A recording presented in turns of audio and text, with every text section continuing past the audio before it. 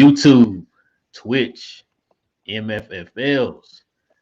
We'd like to welcome y'all to another edition, brand spanking new We Talk Mavs here on the Glow Sun Sports YouTube channel and the Glow Sun Production Twitch channel. Of course, I make up one half of the duo. I'm your boy Rail. And I got the second half of the duo, my co-host King. What's good, man? Not much, brother. As always, how are you? Oh man, not too bad, man. For a Friday night, man.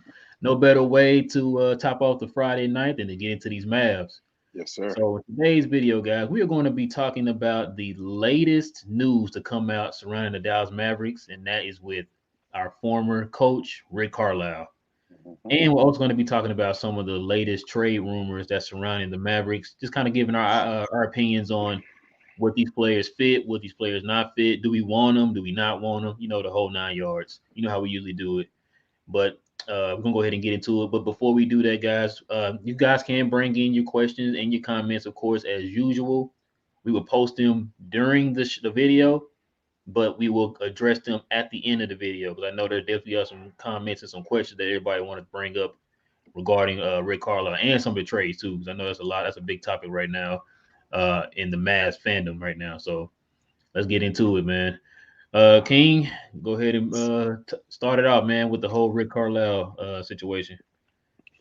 Uh, so for the folks that don't know, there was an article I think it was published by Tim McMahon from Hmm. ESPN, and it went into details about Rick Carlisle basically, and his divorce, quote unquote, from the Mavericks.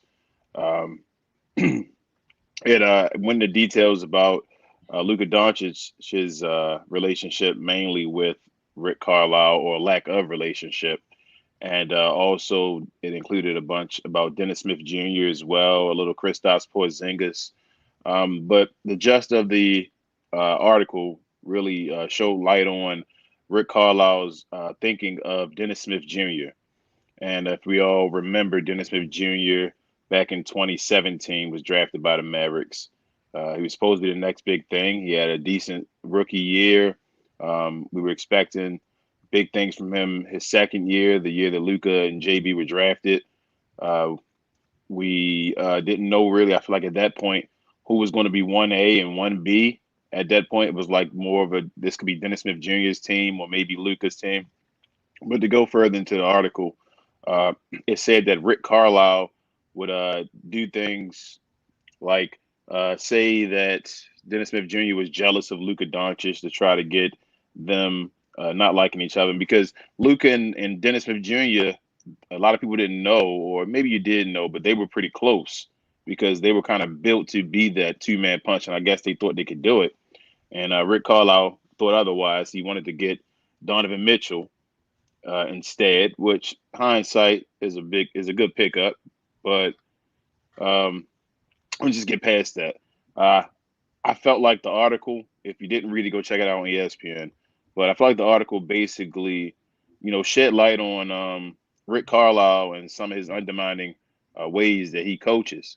A lot of the things that in the past have been talked about from Rick Carlisle, that players didn't really like him. I remember even Kendrick Perkins talked on ESPN one time saying that nobody wanted to come because Rick Carlisle, you know, players just didn't like playing for Rick Carlisle. So Right. after seeing this article and hearing about it, it made me feel like a lot of that players not wanting to come to Dallas was probably Rick Carlisle. like I know we've been waiting for years to see a big catch come over here, but it was probably Rick Carlisle that they didn't like because Luca doesn't. It's not only just Luca. It's not Dennis Smith Jr. It's staff, former staff, and all that talked about Rick Carlisle and the way he talked to Players players. and staff. Yeah. So Rick Carlisle does not look good. Um, I kind of want to keep it, to keep that same energy like they did with Jason Kidd when Jason Kidd with Larry Sanders. This whole story about Christmas and all of that, and Larry Sanders not wanting to hit, never being the same. Well, Yeah. that same energy needs to be on Rick Carlisle right now for Dennis Smith Jr. Hopefully Dennis Smith isn't done. He's over there trying to resurgence his career over in Portland, and all praises go to him. I like Dennis Smith. I liked him when we drafted him. But this is, yeah, man. When you look at it, hindsight, like you say, Donovan Mitchell is, a better player right now, but you need that coaching and that backing. So that's why people say it depends. It's not only about your talent when you're drafted, but about your situation as well. And a lot of fans and the fan base, media, and all thought Dennis Smith Jr. had promise. I remember LeBron James when we played the Lakers one Yeah. year said that the Knicks should have picked Dennis Smith Jr. That he had talent, and now to know that your coach just doesn't like you and just has given up on you, it makes me think of not only Dennis Smith Jr. but we have the Rajon Rondo from the Yep. past. I Yep. think even like Roddy Beaubois back Yeah. as far as Roddy looked like he had promise and like Yeah. he could be someone, and you see what happened. He was out the door and then overseas again. Yeah. So this whole it made me, it made me feel even, I guess, I hold Jason Kidd at a higher regard because Jason Kidd won a championship with the guy running that flow offense after all these stories. And then I don't know, man, like Rick, I know they call him a brilliant mind, so they always go back to that brilliant mind and all that. But yeah, man, Luka called him out, and I'm glad Mark Cuban did it. That's another story, another part of this. I guess we could talk about when we get a chance to. But Mark Cuban, I guess, not knowing that all this time, but that's toxic Mavs fan again. But I'm gonna let you jump on this Rick Carlisle, man. What you think about it, bro? Man, look, there's a couple things too that a lot of people don't know about or probably just heard about. So, do you remember the year that Rick Carlisle was supposed that said he was going to go down to Slovenia that one summer to see Luca and how Yes. he interacts with the team and stuff like that in Slovenia? Supposedly, Mm-hmm. Luca canceled that. He's like he didn't Yeah. want to come. Mm-hmm. Then there was one more thing. There was this thing, come to find out too, Rick Carlisle was supposed to he was talking about trying to get a contract extension. Uh-huh. And Mark Cuban wasn't trying to hear that. Which Mm-hmm. now that right there kind of shows me too that Mark Cuban also knew what was going on. You know Yep. what I mean? And Mark Cuban's not out the woods with this either, man. A lot of people got to start paying attention, man. Mark Cuban knows what's going on. I don't Yep. know if you remember some of those comments that Mark Cuban made about he really was throwing it at Dennis Smith Jr. when he brought up the fact that all the American players want to do is just make mixtapes and all this old type of stuff. Like Yep. and I remember Harrison Barnes came out and said that he didn't like that comment and Mm-hmm. didn't find it funny. You know what I'm saying? So Mark Cuban's not out the woods either, man. Like I said, Mark Cuban trash too for that. And Yep. because it's always funny to me when stuff like this comes out in the articles, like Mark Cuban doesn't have any idea what's going on. You know what I'm saying? For you to be a hands-on owner, Mm-hmm. it's kind of funny how you don't know anything that's going on right now. And so, but back to the Dennis Smith thing, like you said, Dennis Smith had a solid rookie year. Mm-hmm. Um, Showed potential, especially in the second half of the first year that he played. A lot of people expecting him to make that leap in his second year. Getting Luca, like you said, him and Luca, as soon as Luca got there, man, he kind of took him on his wing. They became best friends. They stayed in the same apartments. They played Fortnite, all that stuff together. And the article that Tim McMahon had posted said that Rick Carlisle was trying to cause a wedge between Dennis Smith and Luca, which that right there is messed up in his own right. It's like he was purposely trying to sabotage Dennis Smith Jr. Yep. And you touched on this too. We need to apologize to Rondo and Roddy Beaubois because Mm-hmm. that article just highlighted everything that Rick Carlisle has done in his time here. And I remember saying this on a previous video, man. Rick Carlisle is extremely, extremely old school. Yep. Extremely old school. Yep. He always felt like, look, I can say whatever I want to you, and you got to do what I say. This is Mm-hmm. a whole new age of players now, man. And they were saying that he was trying to adapt, but it was a little too late Yep. because your star player didn't respect you, and then on top of that, KP didn't respect you. Uh-huh. And so him trying to mend the fence or whatever between KP and Luca, he's like, it's kind of hard for you to do when they both don't like you. Yeah. And so he kind of knew that the writing was on the wall. That's why he ended up, resigning. Because, like I said, there was already reports that they weren't going to sign him back. That was also Mm-hmm. in the Tim, what's the name? McMahon. Thank you, Tim McMahon. I can say Tim Keller Mm-hmm. show. Tim McMahon. You know what I'm saying? And so, Mm-hmm. like I said, and you know what's funny too, bro, about the whole Rick Carlisle thing? Because, like I said, this was going on for a while. Now, a lot of people also don't know. If you've really been paying attention to the NBA, This is going on right now in Indiana. Indiana. Look how many players. Matter of fact, Sabonis just came out a couple of days ago and said that he wants to leave. Miles Turner, not happy, wants to leave. Is that a coincidence? That I don't think so. You've done that here, and then all of a sudden the same thing happens over there. It's not a coincidence. Yeah. And so I remember when people were trying to make it seem like, oh, this is Luka. He just, he's a coach killer and this and that and this. I'm glad this article came out because shout out to Jay and Will. We talked about this before on a couple of videos. Matter of fact, probably a few videos. We even had a person right into our show was mad because we were getting on Rick Carlisle. And then look, this article comes out. Like we were talking about this, like, bro, you got to call a spade, bro. Like this dude is like, he is one of those coaches. Like I said, he's very old school. I bring up the example of Greg Popovich. He's probably the best coach. Well, I think he is the best coach. Yeah, I think he's greatest of all time. He understood. He adapted and changed his coaching style for each era of basketball. Yep. You know what I'm saying? You have to do that, bro. You can't coach these guys today the same way you coached dude 10 years ago. That's not how that works. And he didn't understand that. And then when he tried to understand it, it was too late. Like I said, you caused a rift between the two players. And you gonna say something? I want to touch on another thing I've been hearing people talk about, and that's the mesh between Dennis Smith Jr. and Luka Doncic. Now I know that they were talking about the numbers, say these guys can't play with each other and all of that. But if you remember, before we traded off all of our pieces in that Knicks trade,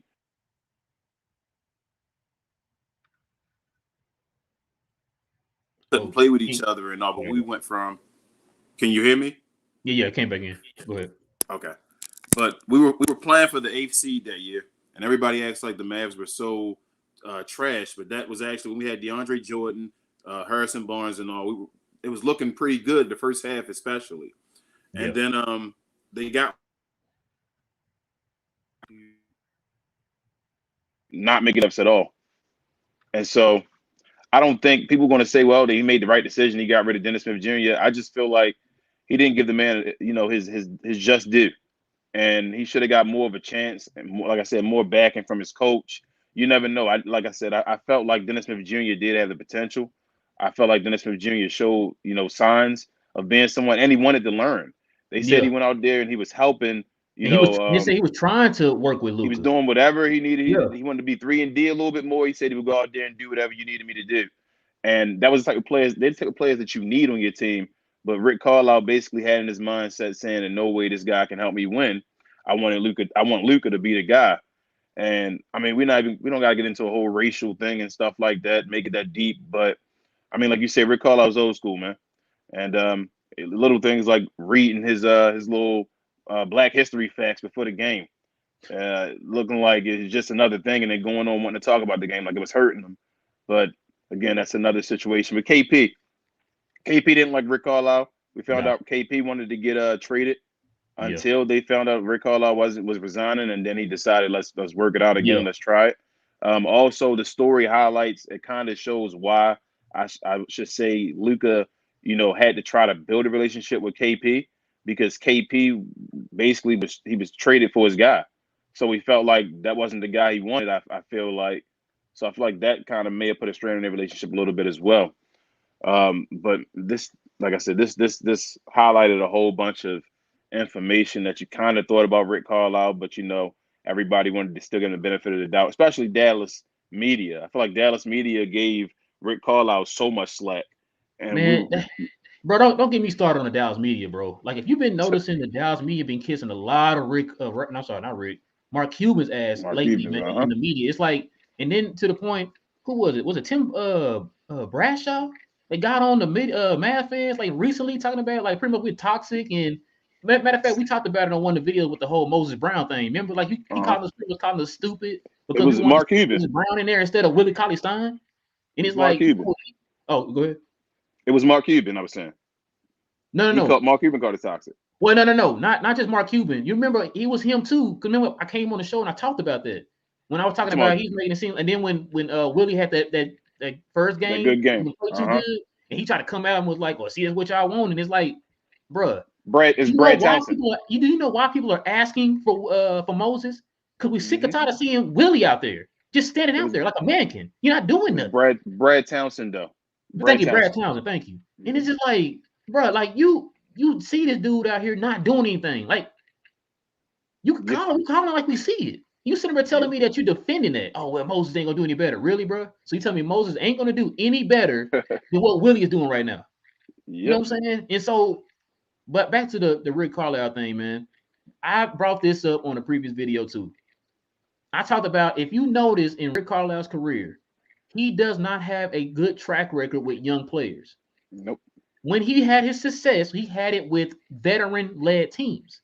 Mm-hmm. And so if you want to be considered one of the top echelon coaches in the league, like a Greg Popovich, or hell, or even a Nick Nurse or Eric Spoelstra, who you guys are known for developing players, Monty Williams, go out there and develop that top 10 player in Dennis Smith. Instead, you just have the mind frame of, I don't want to deal with him, so I'm going to sabotage him. That makes you look bad. Do you understand that you have a top 10 pick that you sabotage, that hurts your team? You don't understand that. Obviously, he doesn't. That makes no sense to me, bro. That makes no sense to me. You're sabotaging yourself. Yep. That right there would have been the perfect opportunity for you to go in there and show that you can finally develop a young player, a top 10 talent. The first top 10 talent we had since Dirk. And it's like, you start pouting. I don't want to deal with that. Day one, you didn't want to deal with him. Yeah. And it's just like, that's ridiculous, man. Mark saw this, man. Mark saw this. Donnie saw this. It's no way none of them saw all this going on. And again, it goes back. It's just like Tim McMahon just pulled back the curtain on everything Mavericks fans were saying already. Or what we were thinking, what we were so toxic about Mark Cuban and him knowing about stuff, just not saying anything and acting like Tim McMahon I think he was on you guys' 105.3. I watched the YouTube show when they talk about the sports and all. But he was saying they were asking him who has the power. Like, who's the one before with Donnie Nelson and all? Who's the one that called the shots? And they said the final. And you know what's funny about that too, King? What you're saying? We asked that months ago. And this article pretty much just highlights that. Yep. We've been asking who's in charge. Yep. And so they brought up that point when, remember that one game when Luka had said that to Rick during the timeout? It's like, who's in charge? You or Bob? Yep. So when we said that, we being toxic. It's like, bro, we asking the same questions, and now Tim is out here putting it in an article what we've been asking. Who is in charge? Because I remember I said this on a previous video too. I said, I think it was Tim or somebody had wrote before. No, it was Tim Cato had said Mark was to the point where, you remember the draft when we had drafted we were going to trade for Gordon Dragic. Remember that trade? So remember there were two different trades that were thrown out there. We were either going for Gordon Dragic or we were going to get what's the boy name? Derrick Jones Jr. Yep, Derrick Jones Jr. or Kelly Olynyk. Remember that? I remember Kelly Olynyk. The story came out later from Tim Cato that said, because it's so much chaos in the front office that when those teams are calling for trades and all that stuff, they don't know who to talk to. Yep, I remember that. Because you're getting different calls from different people. Oh, I'm getting it from Donnie, but then I'm getting it from Bob. You know what I'm saying? Which is why that trade fell through. Because somebody wanted Dragic and the other person wanted Derrick Jones Jr. and Kelly Olynyk. Yep. And so they said that Mark Cuban was to the point where he was just like, look, I'll listen to you today, listen to this guy tomorrow, then next week I'm going to listen to this guy. Like, there was no pecking order, which is why you also heard in that press conference with Kid and Nico, where Kid kept reiterating, oh, you the boss, you the boss, you the boss, to kind of get us to say, like, oh, okay, now we know who in charge now. But we're not falling for that, bro. We're not falling for that. We'll see. Like said, this right here shows. Don't cancel it yet. Not yet. Nico ain't get a chance yet. No. I'm not talking about canceling them. I'm talking about I don't trust Mark Cuban. I don't trust Mark Cuban. He contradicts himself way too much. He does. Way too much. And you already know the example I'm about to use. And when you told us we needed a second option, we still don't have a second option.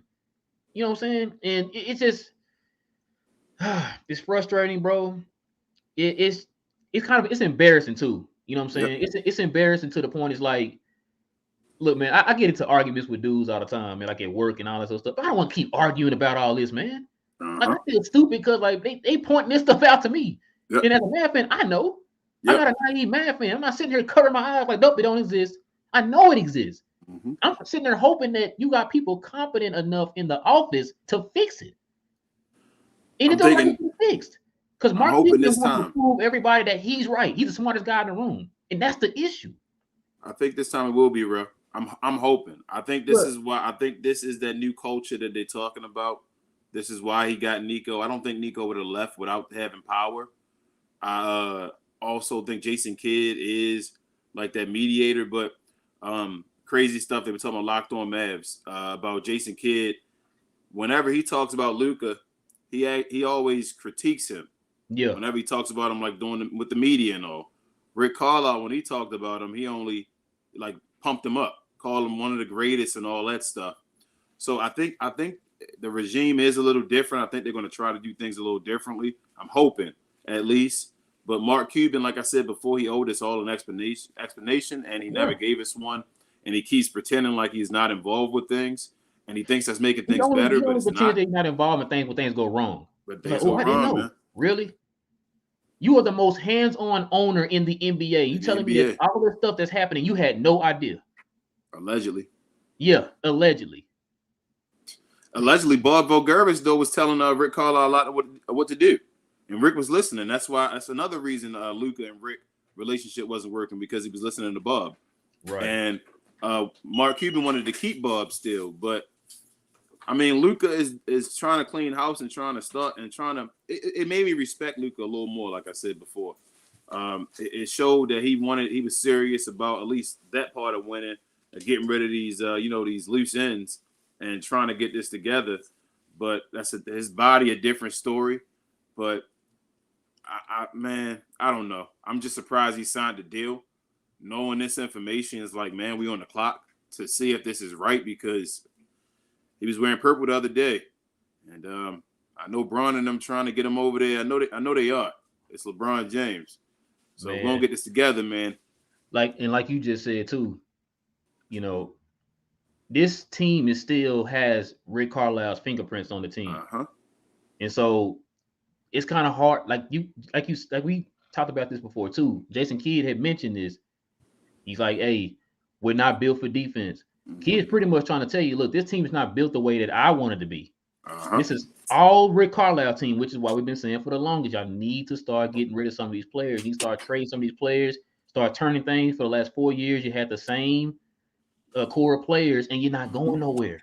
You're not going nowhere, which is why it just looks like it's a mismatched pair between Jason Kidd's system and these players. And so that's why you have to change it up, man. You got to change it up. And so I am not blaming Rick. I'm not blaming Nico or Jason Kidd. Y'all heard me say that before. I'm not blaming any of those guys, because you came into a bad situation. Yep. Like, they didn't build this team for Jason Kidd. They just wanted Jason Kidd to come in here and not be Rick. Don't be Rick. And so I think after a while, like you said, I think if things don't change, because Kidd has already been known before of kind of like trying to play, ghost GM and all that type of stuff. How long do you think Kidd gonna sit here and take this, man, before he start kind of putting his 2 cents in? Like, man, look, I want to get some players in here, man, that I can use. Well, it's time for me to get my players in. This is Rick's team. This is not my team. You know what I'm saying? It seems like he and Nico has a good relationship as far as Jason Kidd and Nico. So if, like I'm thinking, Nico didn't come take the job without, getting full power. If he did get full power, like I think he did, then I think they'll be okay. I think him and Jason Kidd will talk a lot and do what they got to do to get this team corrected. But the question now just becomes Mark Cuban. Like, after this article and all, we just looking and saying, well, hey, Mark Cuban, you've been doing this Mark Cuban's just been lying to us this whole time. And it's just horrible that he's been lying to us, that Rick Carlisle was just sabotaging our team, had us out here. He what's his name? Mark Cuban was the head cheerleader for going against Rondo. It's like, man, come on, man. You the main cheerleader telling us to do that, but you're not telling us about Rick Carlisle. Exactly. And how he does these. That was a contending team, I believe, that year when we had Rondo and what was it? Monte Ellis. Yeah, Monte Ellis. Ellis. I think we brought Tyson Chandler back that year as well. Yeah, Tyson Chandler at the center. But I think that year we brought him back. That was a contending team. We should have went further than what we went. But Rondo and Rick Carlisle got into it that year. So, man, it's about ready to talk about those who we think else can come. Who else we think can come help the Mavericks right now? Because, like you said, Jason Kidd and Nico Harrison gotta switch his team up. Yeah, man. Get it right for him. We can go ahead and get into the latest trade rumors here, man. I got the list right here, man, of the players that so far are linked to the Dallas Mavericks, man. Just kind of get what we're gonna do is kind of give y'all our opinions on if these players will fit, we want them, all that stuff. So let's start with this first player, man. The first one we got up is Kimball Walker. He's been linked to the Mavericks here. I'd take Kemba if we didn't have to give up any of our big four. Yeah, I don't want to give up anybody for Kimball. No. Man, the only thing is with Kimball, it's starting to show in New York that his defense, like he wasn't really ever a good defender. But now it's like really starting to show, and his offense is starting to kind of dip a little bit. It's like ever since he had that hip injury, it's kind of dipping a little bit. But we always kind of hope that if he come to our team, we can kind of resurrect that old player, or whoever that player is or whatever. I think I'm gonna pass on Kimball. Like you said, if we pick him, I say he get cut, I'll take him. I'll take him too. Yeah, but like you talking about off the bench. No, I'm good, man. I'm good. I take him off the bench. He could I take him off the bench. We got Trey Burke on the bench. Kimball Walker putting numbers on the bench. I take Kemba. Oh yeah, that role. Yeah, in that role, yeah, for sure. Like I said, he doesn't play defense, so it's gonna be kind of hard to put him in start lineup with Luka in the backcourt. So that's not gonna work. Of course, the other name that's popular with the Mavs fans is Gordon Dragic, man. I know you got your Gordon Dragic already pre-ordered, jersey already pre-ordered already, man. Signed and delivered already. Gordon Dragic, like I said, if they release Gordon Dragic, I take Gordon Dragic. I really don't want to trade for Gordon Dragic, man. Like I said, he's kind of getting up there in age. He's kind of been getting hurt each year. It seems like the last couple of years or whatever. So you're kind of taking a chance on him. You already got Luka's kind of banged up. You don't need two of our guards to be banged up. So the only way I would take him is if you, unless you trade him for Willie. You trade him for Willie. Dwight. Oh yeah, or Dwight. Yeah. Okay, there you go. You know what I'm saying? Y'all can take. Would you trade a second rounder for him? How many second rounds we got? We got one. How many second round picks we got this year? Just one. Okay.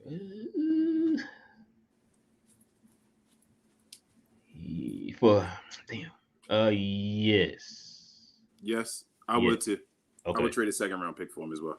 Only reason why I'm saying that, man, because now I want to cherish every draft pick we got now, even with the second rounds, man, because Dallas needs to hit on their drafts, man. They have to hit on their drafts. Because like we said before, you're not hitting in free agency and you're also not hitting in the draft, which is hurting their team, which is why our team's depth and development has struggled over the last few years. Like we got lucky with Bronson and Luka. That's it. This 2018 class when we had Tyrell Terry and all them, that class is gone except for Josh Green. Yeah. You know what I'm saying? And so you wasted all those picks and you really didn't hit on them, but I guess you can count Josh because Josh Green's still here. You can say that. But as far as like it being a home run, like Desmond Bain or Sadiq Bey or something, you can't say that. It ain't over yet, man. It ain't over. It ain't over. I'm not saying it's over, but if you were to call it right now, is he Desmond Bain or Sadiq Bey right now? Absolutely not. All right. But so they also got on they were also picked up on a worse team. Yeah. So they were picked up on a team that wasn't, I feel like, at that same point projected to have as many starters and all already in line. They were still looking for their starters. We thought with Rick Carlisle that we had our starters already. So we're rocking with that same group. For the last 4 years. I want y'all to remember that. The last 4 years, we got the same rotation, the same starters. Yeah, okay. So this next two guys, man, play for the same team. We got Domantas Sabonis and Miles Turner. Do you want any of those guys? I take one. Do you want? So I take both. I take both of them. Mm-hmm. But my preference is probably going to surprise you guys because I'd rather have Miles Turner than Sabonis. I can't argue with that. I'd say because I feel like Sabonis. I feel like Sabonis's game is not really going to mesh with Luka's as much as people think it is. I think Sabonis is a slow down, like give me the ball guy, and that's not really what Luka wants. That's why they also said that they didn't want to go for Nurkic or whatever because he's a slower footed guy. You want a guy that can run and do that rolling. Like you want someone. Dwight Powell and Luka's second year showed you that works. They were like the highest pick and roll efficiency ever. It works. You just need a guy that can do that. And I also think that we can give away less to get Miles Turner. I think we can keep KP and Luka and have Miles Turner and be able to have that be our three guy that works and all that. I think with Sabonis, we're giving up probably KP. Yeah, that's exactly what I was thinking when you said that. So I don't know. I feel like Miles Turner will help more because Miles Turner is arguably top 5 defender in the NBA. He's one of the best rebounders in the NBA, the best block shot guy in the NBA. He can shoot the 3-point ball, so he's not like Dwight Powell standing out there. He's a souped up Dwight Powell, man. Like he is the ultimate Dwight Powell. What you want Dwight Powell to be, and I feel like he would work for the team. I think that'd be perfect with him. And Kristaps Porzingis being guys that are bigger guys, but also can move. They aren't the slow-footed big guys. Having a twin tower back there like that with those guys that can move around, I think that'll work for the defense, especially with us playing a lot of zone. But I don't know, man, because I go back and forth about it because sometimes I think maybe we should trade Kristaps Porzingis for a playmaker if we did get Miles Turner and just have one big out there and just do it that way instead of trying to go with Kristaps as a big that doesn't want to play center. So, I mean, like I said, I take Miles Turner. I choose Miles over Sabonis. I'd take both of them if they were available. If I could just get my Sabonis, I'd take Sabonis. I'd even take what's his name? The rookie of the year. Malcolm Brogdon. Brogdon, yeah. I'd even take Malcolm Brogdon if he came available. So I basically that whole team. But you want Brogdon? That's pretty much what Jalen Brunson is. Yeah, you know what I'm saying? Yeah, but I feel like Malcolm Brogdon is a better defender. Yeah, he is. Just straight up. He's more of a known starter. Like Malcolm Brogdon will start against anyone. Where Jalen Brunson sometimes, if it's a big point guard, it's like you don't want to play Jalen Brunson. Yeah, true. Out of those two, you kind of convinced me, man. You know, I've been on that Sabonis train for a minute, man. That's my dude, man. That dude he's a dog, and he's that dog that we wish KP was. But if you want to talk about fit, I guess we can take Miles Turner, man, because with Miles Turner, like you said, I don't think we would give up as much. I think you could still keep KP and have Miles Turner, and KP can be comfortable at the number 4 without having to constantly keep switching back and forth from the 4 to the 5. You have Miles Turner at the 5. That can be like we said before, that could be your rim runner and your pick and pop guy. Because now you don't have to play 4 on 5 out there because like I said before, we already know what your boy Dwight Powell better do. He ain't finna scare nobody out there with no jumper with them weak pump face he be doing. You know what I'm saying? So that's why I say Miles Turner I think can fit in right now. And I think he'd be motivated to play with the Mavericks too, man. I think he would too. I think Miles Turner is if Miles Turner comes here, he's an all-star. But I also think I think him and KP can switch. That you can switch that pick and roll, like you said. You can run it with Miles Turner, let him be the pop guy. You can run it with Kristaps, let him be the roll guy this time. They can switch 4 and 5 depending on what you want to do with whatever play at that moment. I just think Miles Turner fits it more with having Kristaps Porzingis. And you know who Miles Turner kind of reminds me of? His play style and his like his length and the way he plays. Tyson Chandler with a 3? What? No. Okay. I was gonna say Jaren Jackson Jr. Yes. That's exactly what he reminds me of. Jaren Jackson Jr. I would love that. I love Triple J. Yeah, Triple J. I like him, man. But yeah, I take, like I said, if you told me today or tomorrow that we got Sabonis, I'm not, bro. Listen, no, I'm picking the jersey up that day. But no, give me Miles Turner, man. I think he'll be a better fit, and you wouldn't have to give up as much. Mm-hmm. All right, next we got CJ McCullough. The thing with CJ, man, is you would have to. I think you would have to trade Porzingis to make the contract work. I don't know if that's I don't know if CJ puts you over the. That's what I was about to ask you. So if you take Porzingis out and substitute him with PJ, with CJ, do you think that'll do anything? I think CJ is good, but I think Mavs fans are maybe overrating him a little bit. Like there's a reason. Option. There's a reason he is who he is, and at his position he is right now. He's over in the West right now. Still, he hasn't made an All-Star game for a reason. So I think CJ is just maybe. I don't want to say he's a more consistent Tim Hardaway. I'm gonna say more consistent. I was going to say that is he's still no defense though. No. I say he's more consistent Tim Hardaway. Yeah, just a couple more points a game. That's all you're getting is a couple more points a game. So I don't know if that's worth KP. Yeah. I wouldn't take that one. Like if we could get him and not trade KP, which I doubt, because like I said, if the contract's got to match, I would take him. You tell me him and KP and Luka, that'd be that consistent third. Shoot, trade him for get Tim Hardaway out here. That'd be that consistent third option that we've been looking for, man. Somebody that I know that if Luka needs some help on the offensive end, CJ gonna come out there and get you 25 with no question. If we could get Miles Turner, for Jalen Brunson, I'd take CJ McCollum for Kristaps Porzingis. Okay. I'm just saying. Man. I know it sucks to say bye to JB, but I don't think JB is as good as CJ McCollum, not at least right now. Nah. So I would take CJ McCollum instead of Kristaps Porzingis and have Miles Turner be, because you just want guys that can do that role. Well, I feel like Miles Turner, CJ McCollum, you'll know what these guys are going to give you. We don't know what Tim Hardaway Jr. and Kristaps Porzingis are going to give us. So no consistency at all.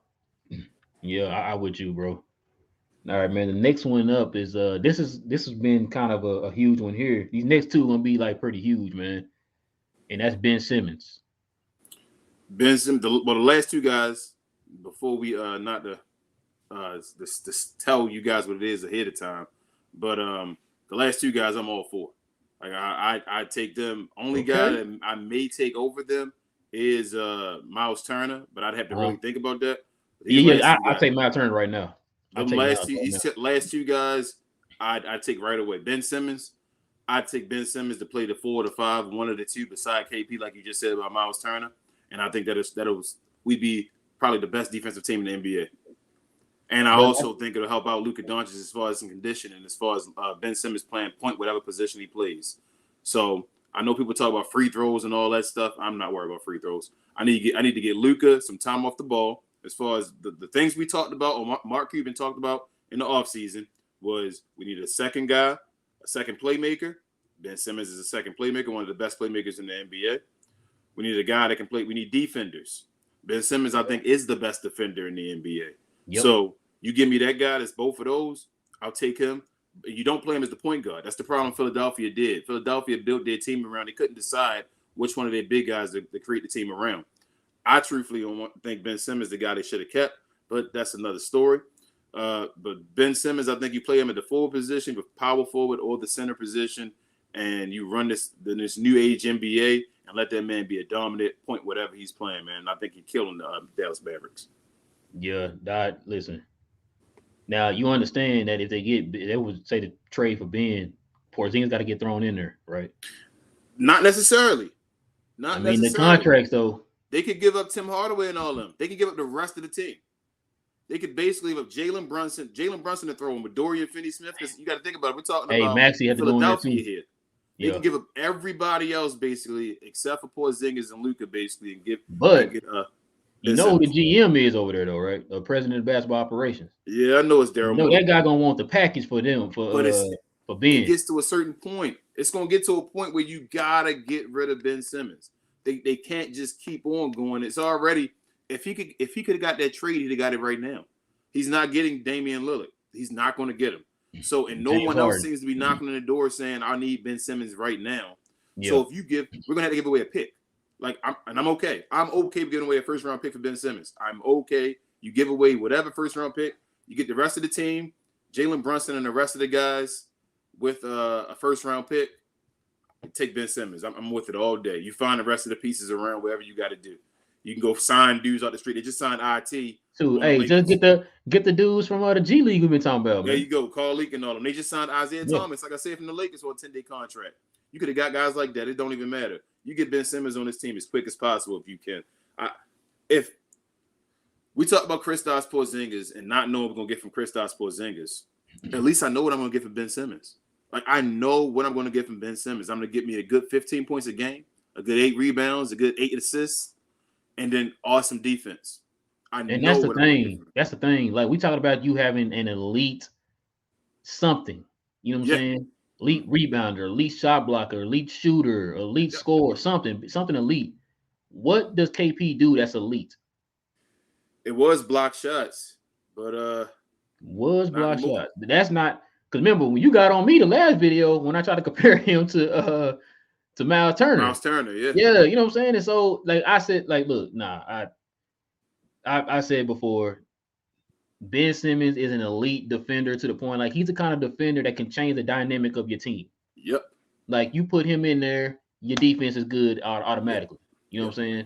And so, like you said, that can be a different style of starting lineup that Dallas can play. Like I said, you put Ben at the 5 because he's big enough to be the 5. And he's a good defender, and also he can guard 1 through 5. So when you switch, he can lock whoever that is up on that screen. Yep. You know what I'm saying? And so I wouldn't mind Ben Simmons, man. But I'm telling you, with Daryl Morey and on the end of Dallas, I don't think Dallas would mind giving KP up for Ben Simmons. No. If you have to, give him up. I'm fine with that to give up Kristaps. I'd take Jalen Brunson. That's fine. Then we can let Jalen Brunson be more of a showcase. Beside Ben Simmons, it hurts every time you bring that up, bro. You say it so comfortably, like, yeah, like I'm all right. Kristaps, go ahead. We get Ben Simmons and we got Jalen Brunson. I'm okay with that. Okay. You saying don't trade Jalen Brunson? No, don't trade. If you trade Kristaps, don't trade Jalen Brunson. Gotcha. I think you trade either one or the other. Hey, matter of fact, they can take KP and Tim. Yes. Back your bag. Give it Seth if you want to back if y'all want to. Yeah. Man, listen, I'm with you. I'll take Ben right now, man. I feel like with Dallas's coaching staff, the development coaching staff, we'll figure it out with the offense and the shooting and all that stuff. I think Ben will also be motivated to kind of do good now that he'll be out of Philly. So I can. And you got the one guy that locks down Luka on your team. Yeah. You know what I'm saying? So, and this last one, man, this one right here is the big story right here. This came out a couple of days ago that I know the Mavs Twitter have been talking about. And that's Kyrie Irving, man. I got my opinions of Kyrie Irving, but what do you think about the Kyrie Irving signing? You said you'll take him, huh? I'd take Kyrie. I know it's going to be some issues as far as just his mindset, making sure he wants to play basketball. I think you had to have a conversation with him before you make the trade, obviously, to make sure he wants to play.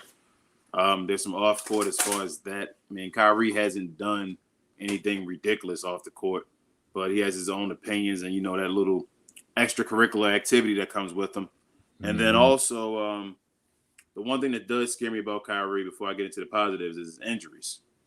Kyrie has missed a bunch of playoff games in his career already. And Kyrie's still, not a super old guy. He's still a young guy.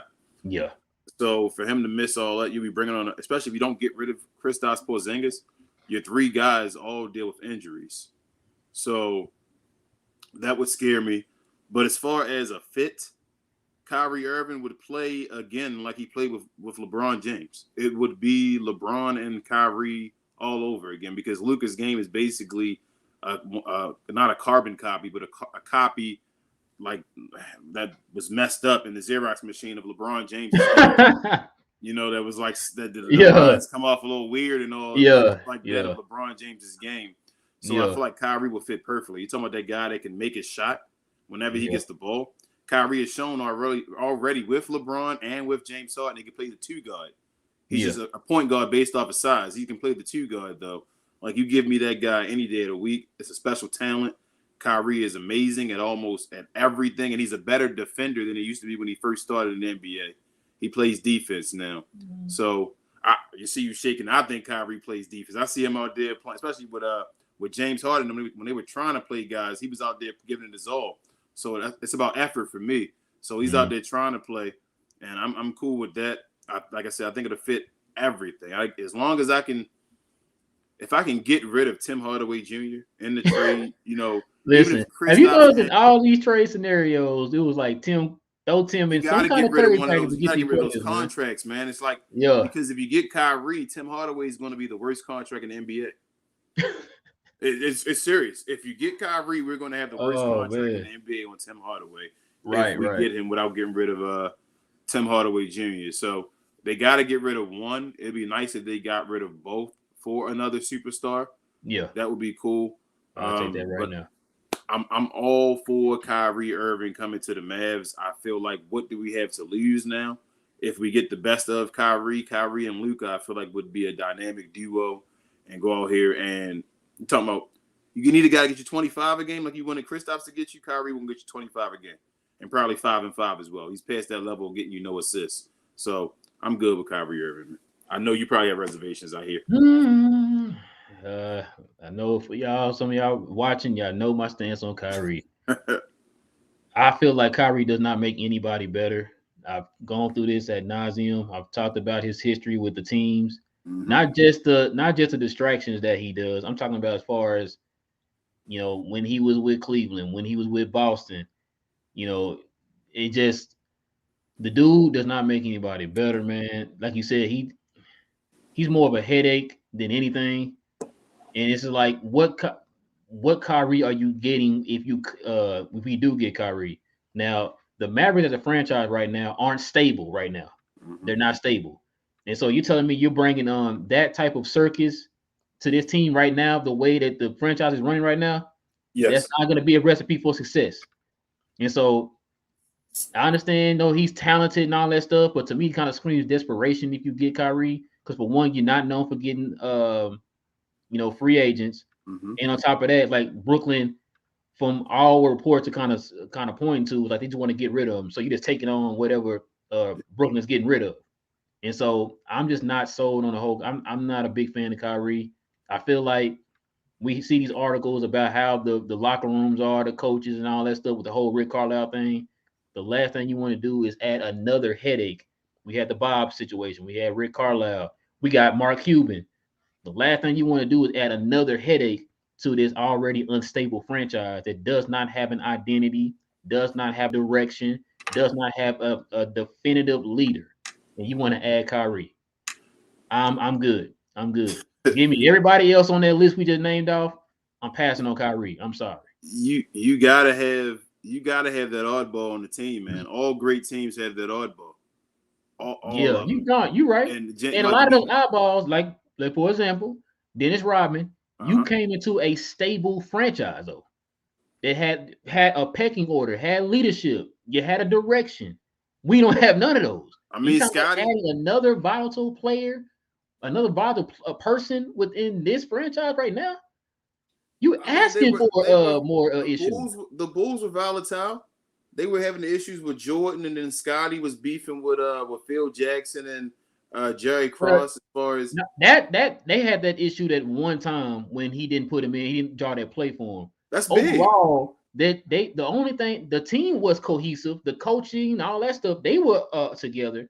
They were just against the front office, and that was it. They weren't against the coach. They weren't against certain assistant coaches. They wasn't too much turmoil within the team and nothing like that. They had each other's backs and all that stuff. They had the issue with that one general manager. With this one, you got your owner, you got your general manager, you got your coach, you got certain players. It's like you got so much you had a phantom GM. You got all these different pieces out here, man. It's just a lot of stuff going on right now. And you want to add Kyrie. That's before you thinking about that's the Donnie Nelson, Rick Carlisle era. But you still got Mark Cuban. Mark Cuban, if he's really doing what he's supposed to be doing, okay. So I know that's crazy. That sounds crazy to say if he's doing it. But I feel like I don't think Nico came here without getting power. I think Nico was thrown this position by a lot of teams before, and he said no. Mm-hmm. So I don't think he came here and said, okay, I'm going to just be Mark Cuban's little puppet. I really think he's going to do something different. Him and Jason Kidd came here to be the voice. I think Dirk and them understand how Mark Cuban is. I think that's why they all said Jason Kidd should be the guy they should get and all. I really think after seeing that whole Rick Carlisle, debacle or whatever, I really think this one is different. I think he's really trying to do something different after that because I think Luka put his foot to the fire. And I think he has to do something different, and he knows that. So with that, I think you have Jason Kidd in them here. If they can convince Kyrie to play, I just think the one time Kyrie had success, and I agree with you. I tell people all the time I think Kyrie's amazing, but I think he's overrated. Yeah. I think there's a lot of point guards better than Kyrie because Kyrie has never shown anything other than with LeBron James. He's never taken a team anywhere. He'd be a guy. Remember when he was the number one option, you only won 20-something games. He'd be a Carl Anthony Towns. Like Cat, the kind of guy where you put up numbers, but you never win. So I think he'd be that type of guy. But his skill set worked with LeBron being an alpha dog already and the things that LeBron already did for the team. I think bringing him here would one of the things we need is a playmaker that can get his own shot. Yeah, Kyrie is elite at that. It's another one of those elites. So you say somebody that's elite. Kyrie. Like I said, I'm not questioning Kyrie's talent. That's not what I'm questioning. Where is his mind frame going to be? You talk about him coming over here. Because you know how Kyrie is. He'll be good for like 2 weeks, and now so you know what? I'm going to go take a break. That's Nico's job. Let Nico get paid them big bucks to do that. If he decides to bring him in, he had to talk to him, and hopefully they're ready to rock and roll. I'm not going to hold him and say, man, he doesn't want to play basketball because I know Kyrie's an athlete, and he obviously wants to win at the end of the day. He took offense to LeBron getting all the criticism for the championship. He made one of the greatest shots in NBA history. So I'm going to give him his just due. And if he wants to come over here and he wants to change it up and do something different, I take that talent any day of the week, man. Like that it's too much talent for you to not give it up for. Like, there's nobody on this team. I'm like, well, I wouldn't take 2 years of Kyrie Irving possibly being somebody than Kristaps Porzingis. Like, okay, I take 2 years of possibly saying if Kyrie's somebody over KP. Tim Hardaway Jr. I take 2 years of Kyrie Irving seeing what he's going to be other than Tim Hardaway Jr. So there's nobody on the team. I'd give up anybody, like I said, with Ben Simmons. And basically, you don't have to do the same with Miles Turner, but I'd give up anybody for Kyrie or Ben Simmons. I think it's too much star power, man. That's what the Mavs need, star power. And you're getting star power with both of those guys. Okay. All right, man. Let's go ahead and get into the questions and the comments from the people who wrote in here. Yes, sir. All right, man. Let's see. I think Pebble. Here we go. So Pebble had wrote this one in, man. He said they were talking under their shirts after the Pacers game, guaranteed about Rick. Yep. I think who he's talking about is I think they said Sabonis and Luka were talking. Yeah, we're talking under it. Yeah. They were talking after the game, and it wasn't a coincidence that after that was kind of when Sabonis was like, "Yo, I don't want to be in Indiana no more." You know what I'm saying? And so could be something to that, man. Could be something to that. I think they were talking. I believe it. I don't see why not. They were talking about it. They seem like they're friends. So. Yeah, like I said, Lucas is real cool with a lot of the foreign players and stuff, man. He has a relationship with a lot of those guys because they played against each other before overseas and stuff, man. Because remember, a lot of these guys played professional for a few years, before they came into the NBA. So I'm not surprised at all, man. All right, man. Let's see what we got here. So Queen said there were things being uttered. That was being uttered subliminally things from Rick for a while as he created a toxic environment between the media and the fans by acting like his ideas were working. Yeah. Like Rick Carlisle is a very arrogant. I think he also got worse too, man, when he won that championship. Yep. It's like once he won that championship, you can't tell me nothing now. Nope. You know what I'm saying? Thought he was the man. So, yeah. And I said that before, and it was like and also in Tim's article, he mentioned this. He said that he tried to change, but it was kind of too late. You know what I'm saying? And so, like, you should have did this, around the 2011. Do you think that Greg Popovich stayed the same from 1999 to now? Absolutely not. Absolutely not. Exactly. I've watched Greg Popovich change with multiple. I've watched the Spurs go from shooting no threes and just defending everyone and scoring at the rim to being one of the highest shooting 3-point shooting teams in the NBA at one point. Yes. I watched Greg Popovich change with over the time. Bro, he went from a inside out offense to a flow offense to an ISO flow offense with what's the boy name? Kawhi Leonard. Yep. And so, like I said, and now he's moved to a more efficient 3-point shooting offense. You have to adapt to each time, man. Like I said, he had that arrogant mind frame of I won that championship too. See, that's another thing too. I know this is gonna make a lot of Mad fans mad, and I don't care. But the point I'm going to make here is y'all need to understand in 2011, nobody picked Dallas to win a championship that year. Nope. Nobody picked them to win a championship that year. Nope. We caught lightning in the bottle. Matter of fact, they predicted we were going to lose to the first round to Portland that year. A lot of people predicted we were going to lose to Portland that year. So for these people to make for Rick Carlisle to make it seem like, oh, he just is this genius and this and that, bro, you caught lightning in the bottle. Not taken away from that championship, but I just need people to understand that.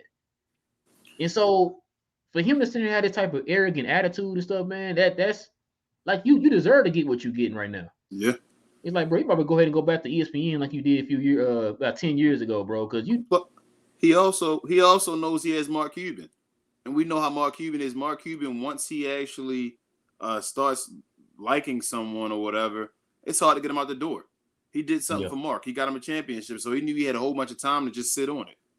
So he was just sitting there thinking he was the guy, because that's how Dwight Powell was still here. Why, Mark Cuban? I think Mark Cuban in love with Dwight Powell. Mark Cuban just once you become Mark Cuban guy, he forgets how to do business, and because remember he almost did that with Chandler Parsons. Remember? Yeah, it's. I know it sounds like cruel in a way or like evil to say it, but it's like it's a difference between business and personal, Mark. I thought you knew that. And it's like these guys, you could be the best of friends, you can go party and whatever you want to do with them, but you did it for Tyson Chandler though. But Tyson Chandler, you let Tyson Chandler walk away like it was nothing.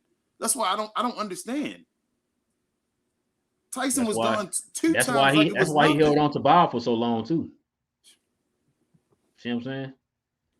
But yeah, Queen, this second part right here, she added to the question, the comment she made here. So Pavel had threw this one in too. Cuban pushed back a little on that who was in charge. He was like, "We'll sign the check, so I'll need to approve it if it's a lot of money." Yeah, man. Look, we all know the buck stops with Mark Cuban, man. And I know you said that, they got Nico and them in here to do this and do that. Him and Kid. Listen, I'm from Dallas. I've been watching this my whole life with Jerry Jones. Jerry Jones has been saying, he had a few times where he was saying like, oh, this guy, he's in charge, this and that and this. But yet you still have your own radio show where you're dictating who's going to be playing, who's not going to be playing. And whenever the game was over with, they don't go to the coach first. They go to you. Mm-hmm. So if you really were trying to give these people their due and give them the respect of, hey, I put you in this position, do your job, then you would step back. Don't have a show. Don't take any questions after the game. Say, oh, go address the coach. You don't do that. Yeah. And so that same thing with Donnie Nelson, with Mark Cuban. You on a treadmill answering questions. Mm-hmm. Why are we not answering the coach? You know what I'm saying? So this type of stuff right here, this type of stuff I'm talking about, bro. When you was talking about the Nico and them gonna do their job, like I need to see it first before I can trust it. I understand. Because we've seen it too many times with Mark Cuban, where, like I said, we don't know who's in charge and who's making the calls. Yeah. And Mark Cuban to the point, like, don't know what the hell he's doing. Facts. Playing favoritism and you got this, is business and pleasure mixed, all this stuff. Like, bro, nah, man. I need to see it first with Mark Cuban. I do not trust that guy, man. But yeah, let's go ahead. He had another question here. Oh, another comment. Oh, yeah, question. Do you think Luka's signing was contingent or Rick leaving? Rick leaving? No. I think Luka was going to sign either way. Look, you're talking about a max contract. A super max contract. There is, I don't know off the top of my head how many players, but there are a lot of players in NBA history that don't turn down their rookie extension contract. That's just how it is. He had the biggest one ever. Yeah. So he wasn't going to let that go.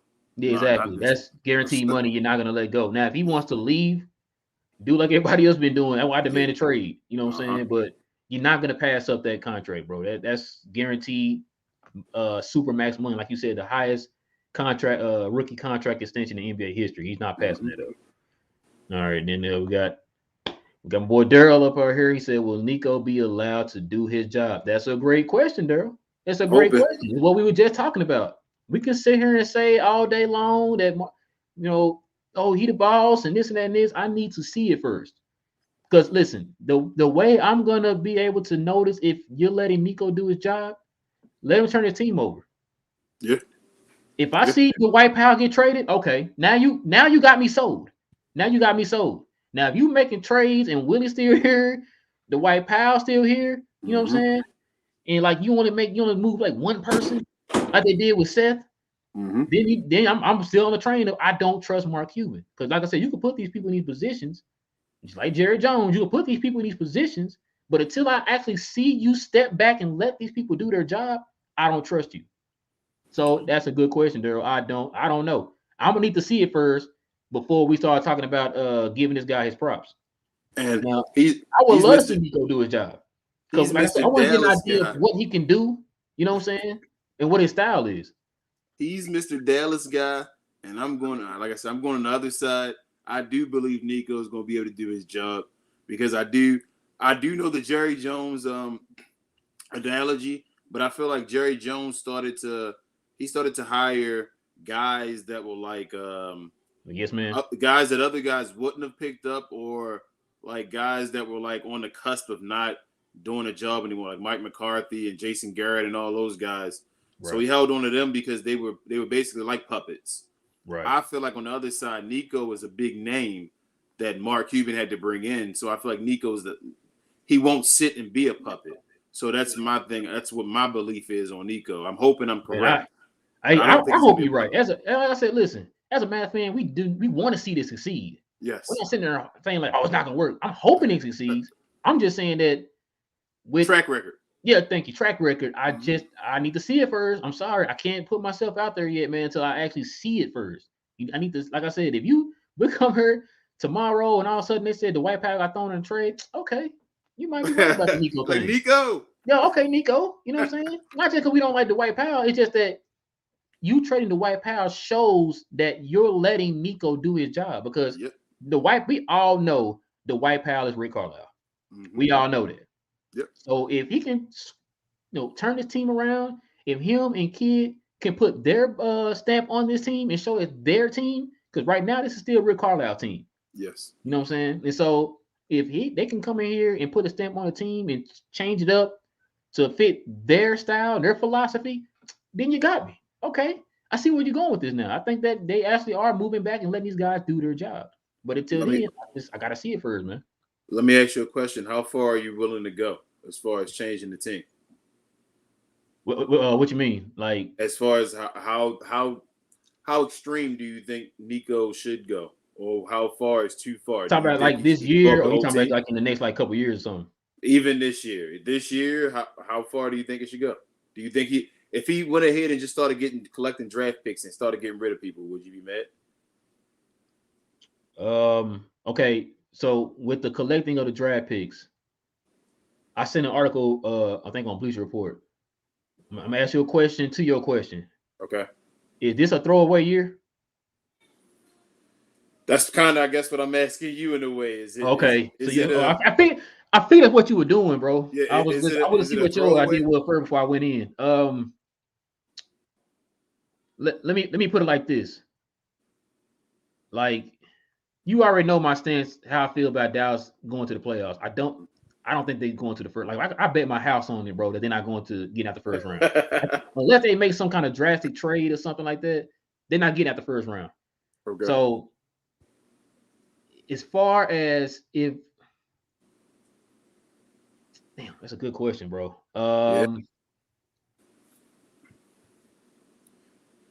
Would I? Okay. The thing too about it is, do you trust Dallas drafting? I mean, so let's go on a hypothetical. If you decide to do the drafting thing, let's go hypothetically and let's say yes. Let's say right now this whole Nico regimen is different. He has a plan on draft picks. That's his whole plan. Getting draft picks and trusting the process in a way, and doing something. But he doesn't want to take a long time, maybe a couple years, to see if he can get someone else or whatever. Wait for the next big contract year where it's free agents or whatever like that. Right. Would you say, oh man, Nico, because Luka has developed so fast, or would you be okay with still being a young team that's rebuilding, with having Luka Doncic? That's a good question. Because I think you touched on this too before. Like, do you think Luka has the patience for a blow up? He has 5 years. So get a guaranteed superstar, like try to go for a guaranteed superstar, which is what they've been doing this whole time, going for a guaranteed superstar, or actually taking get the proper resources to focus on the draft. I guess it depends on how good the draft is. You go based off of what you. So let's say Nico. Let's basically just say Nico is good at his job. Yeah. Let's say he actually takes the draft serious. That he's going to try to go sell to any superstar that becomes available and all that. Would you be okay with him telling you that he's going to try to do his job, with him getting rid of the team? If he says this is Rick Carlisle's team, we want to get Jason Kidd's team. Probably over the offseason, I feel better. Offseason, okay. Yeah. Over the offseason, bro. Don't do it right now. Like try to fix it as best you can right now. But like I said, I don't think they can get out the first round. But let's say they do make some kind of a move and they do get out the first round. Mm-hmm. Then let's focus on it over the offseason. That's when the draft is anyway. So, then we kind of focus on the draft. Especially if like you make a move but you don't give your draft pick up. You know what I'm saying? Because I think we talked about it before in the video too. They do have their first round pick. So say we start getting like 3-team trades. You feel me? Where we getting rid of our guys and getting draft picks to help teams out. Because you gotta move now if you feel like it's a bunch of guys that's about to be available. So you don't want to sit back and wait till the offseason, then nobody's available for you to do it. So that's why it's like you said wait till the offseason. Do you think they're not going to be good? If you think they're not going to be good, shouldn't they just go ahead and try to blow it up now? Now, if you're talking about taking on salary while getting the draft pick on top of that, yeah, I do that. I do that. Yeah, that's listen, I do that every day, twice on Sunday for real, man. Yeah, I do that for sure. All right, man, we got this last question here by Pebble. He said, if you think the Mavs are going to trade, when do you think they will? We'll have till February 10th. Is that right? Yes, it is. February 10th is the deadline. Trade season started 2 days ago. Dallas kind of been known too before pulling triggers on trades, like maybe a month before the trade deadline is over with. So probably sometime in January, man. I could probably see them making the trade. Yeah, I think that or not, they don't necessarily have to make a trade. The whole Dragic thing. I think that if Toronto doesn't find a suitable trade partner for Dragic here, maybe the next few weeks, I think they'll go ahead and just let him go, and then Dallas will probably jump on that. And so that'd be kind of like the first step towards the whole Nico Kid changing up of the guard or whatever, as it will. You know what I'm saying? And so I don't know, man. But if I had to guess right now, people, I would say January. What about you, man? I was gonna say the same thing. I was gonna go January after Christmas. I think they were going to do it, which is like you say, January. Excuse me. I do think, like I said before, I think Dragic is on its way. I think the Raptors are just playing hard to get to see, how long they can last before giving him up because they want a draft pick for him. I think they want a second rounder for him, and I think the Mavs are just like, nah, we don't want to give anything up for him. We just want to get him. So they're basically at a standstill right now. But I do think Dragic is coming. It's just how long can the Mavs wait for him? Are they willing to wait until the end to get him, or will they, bite and want him right now because maybe they're just going downhill or so? But next month I got January being a trade. I think we are going to make trades though. There's too much media noise for the Mavs not to make a move. The Mavs have to make a move. This year. It was already talking the summer for it being the biggest Mavs summer ever, and we did nothing. But we moved our, GMs and coaches. So we moved the guys behind the scenes or whatever. Now I feel like we're going to start in the new year as far as changing guys. I don't think Nico and them are going to keep him. It's a reason Donnie and them aren't here anymore. They aren't attached to Nico and them, so they're going to try. Something's going to happen. I think something big's going to happen.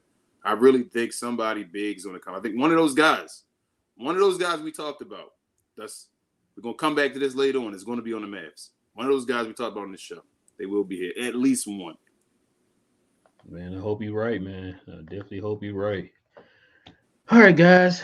It's gonna probably do it for us. I know there was a long one, man. Probably the longest one we've had. We just had a lot to cover tonight. Like I said, we covered the whole Rick Carlisle article that Tim McMahon had wrote for ESPN, and we also covered a few of the players that are linked to the Mavericks trade wise, and kind of talking about our thoughts of how the Dallas should try to handle things moving forward.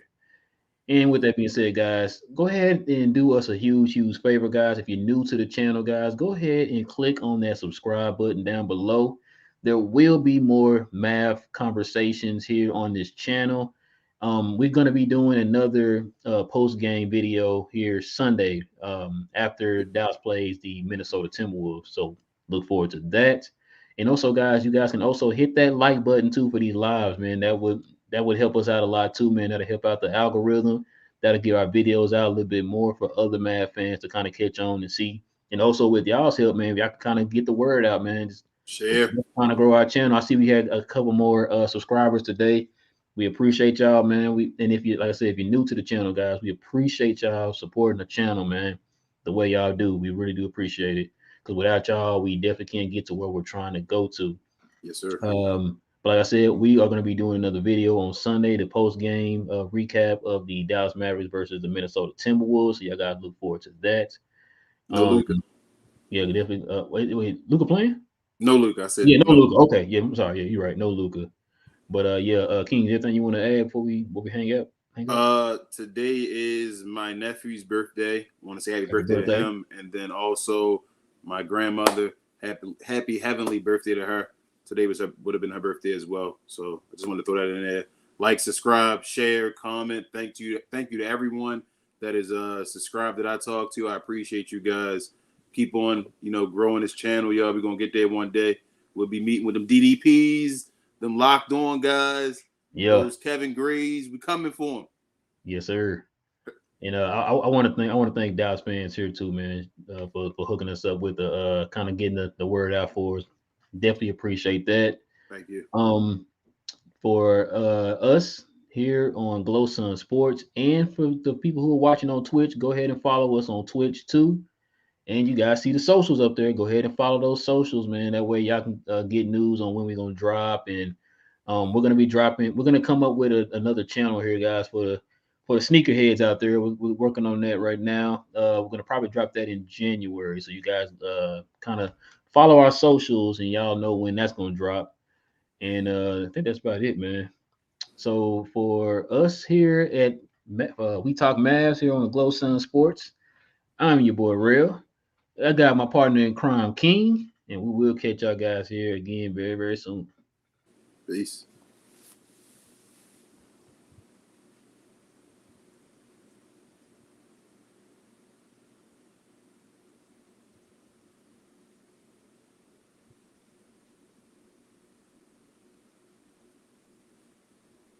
Outtakes.